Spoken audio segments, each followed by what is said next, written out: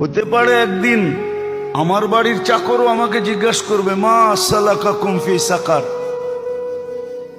মালিক আপনি এখানে কি করা? ওই দিন মালিক জবাব দিতে বাধ্য হবে, লাম নাকু মিনাল মুসাল্লিন ওয়া লাম নাকু নুতঈমুল মিসকিন। আল্লাহ ডাকতো, আওয়াজ কানে যাইতো, কিন্তু কর্ণপাত করা হতো না,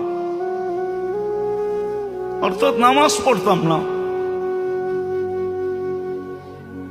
দ্বিতীয়, গরিবদেরকে ভালোবাসতাম না, গরিবদের ব্যাপারে অ্যালার্জি ছিল। ওয়ালাম নাকু নুতঈমুল মিসকিন, এখানে শুধু গরিব না, অধীনস্থের ব্যাপারে আমি সদয় ছিলাম না।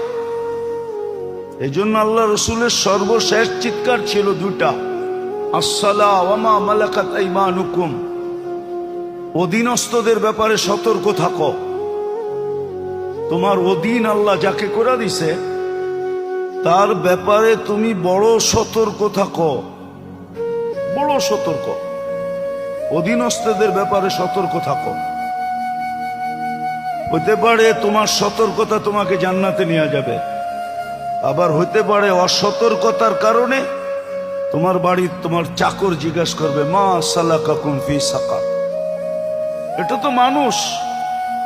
হতে পারে আমার বাড়ির কুকুরও আমাকে দেখে হাসতে পারে, কিয়ামতের দিন কুকুরও হাসবে আর বলবে, আকুনু তুরাবা, একটু পরেই তো আমি মাটি হয়ে যাব, আর আপনি জাহান্নামের ইন্ধন হবেন।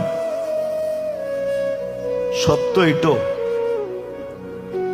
এই জন্য মানুষকে আল্লাহ সৃষ্টির ভিতরে সবচেয়ে বড় শ্রেষ্ঠত্ব এবং সবচেয়ে দামি হিসাবে তৈরি করছেন।